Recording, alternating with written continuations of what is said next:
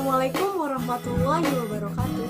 Halo teman-teman, perkenalkan nama saya Mas Masfua dari program Studi Strata 1 Farmasi Stikes Salsabila Serang. Di sini akan menjelaskan sedikit tentang bagaimana sih cara pergaulan yang baik itu. Pergaulan memiliki arti suatu proses interaksi antara individu dengan individu atau individu dengan kelompok yang berlangsung relatif lama dan saling mempengaruhi satu sama lain. Pergaulan yang baik dilakukan menurut norma-norma kemasyarakatan, tetapi tidak bertentangan dengan hukum syara, serta memberikan hak-hak tiap-tiap individu sesuai kadarnya.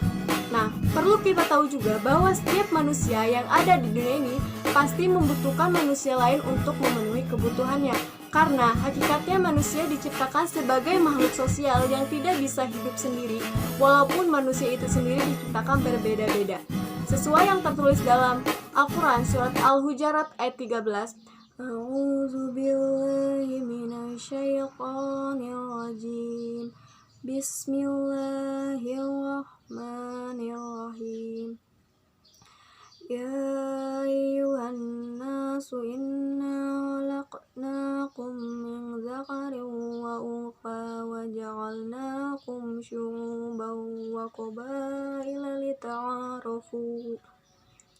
Inna akramakum indallahi atqakum. Innallaha alimun khabir. Shadaqallahul azim. Wahai manusia, sungguh kami telah menciptakan kamu dari seorang laki-laki dan seorang perempuan. Kemudian kami jadikan kamu berbangsa-bangsa dan bersuku-suku agar kamu saling mengenal. Sungguh, yang paling mulia di antara kamu ialah orang yang paling bertakwa. Sungguh, Allah Maha Mengetahui, Maha Teliti, Maha Benar Allah dengan segala firman-Nya.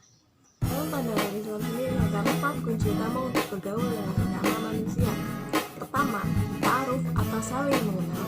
Dengan adanya ta'aruf ini, kita bisa mengenal seseorang mulai dari sifat, karakter, kesukuan, agama, kegemaran, dan semua ciri khas yang ada pada orang tersebut. Yang kedua, tafahum atau saling mengenal.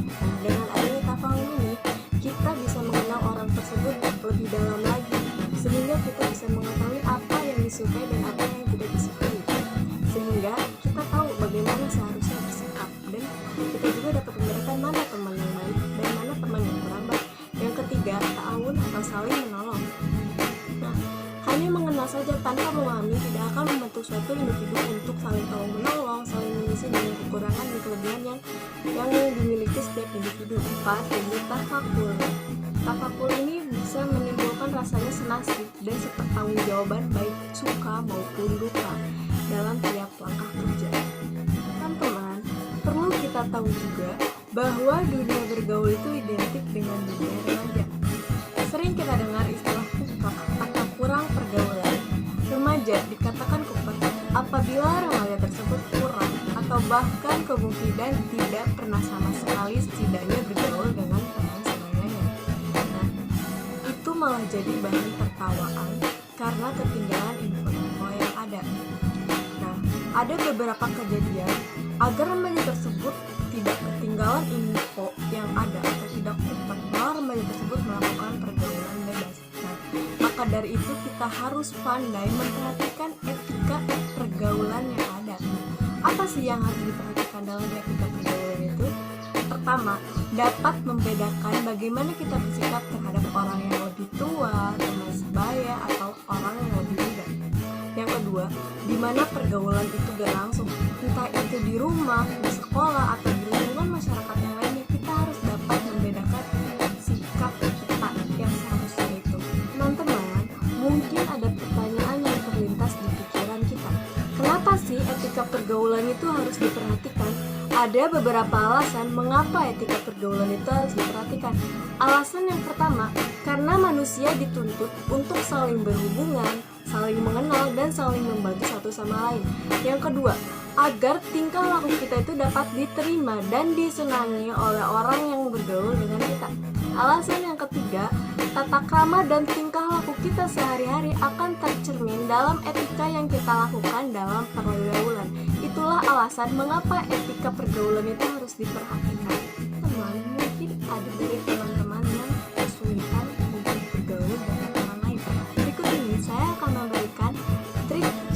bergaul dengan orang lain. Poin pertama yaitu memberikan kesan. Apa saja sih yang bisa kita lakukan untuk memberikan kesan ini? Yang pertama, tersenyum. Yang kedua, hadir sepenuhnya yaitu dengan melakukan kontak mata. Yang ketiga, kembangkan perilaku positif. Apa yang bisa kita lakukan? Seperti tidak kasar, tidak mengolok-olok, dan lain sebagainya. Yang keempat, kenali lawan bicara. Yang kelima, buatlah percakapan yang sederhana. Dan yang keenam, tunjukkan minat yang tulus kepada orang lain. Trik yang kedua yaitu menjadi penutur yang baik. Apa saja sih hal-hal yang bisa kita lakukan? Yang pertama, biarkan hal-hal baik berbicara sendiri, tentunya dengan tidak menyombongkan diri.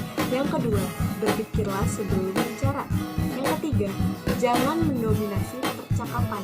Yang keempat, hindari topik yang kemungkinan bisa memicu ketidaksepakatan. Yang kelima, bersikap bijaksana. Dan yang keenam, carilah kesamaan. Trik yang terakhir yaitu bersikap memahami. Apa saja sih hal-hal yang bisa kita lakukan dalam trik terakhir ini? Yang pertama, pilihlah perdebatan. Jika itu hanya konflik kecil, sebaiknya jangan dibicarakan. Yang kedua, berprasangka baiklah kepada orang lain. Yang ketiga, minta maaflah jika berbuat kesalahan. Yang keempat, tempatkan posisi teman-teman pada posisi orang lain. Yang kelima yaitu luangkan waktu untuk berterima kasih. Yang keenam, ingatlah detail-detail yang penting. Dan yang terakhir, buatlah agar orang lain merasa nyaman dengan dirinya sendiri. Itulah trik cara bergaul dengan baik. Terima kasih sih. Jangan lupa like, comment, and subscribe. Assalamualaikum warahmatullahi wabarakatuh.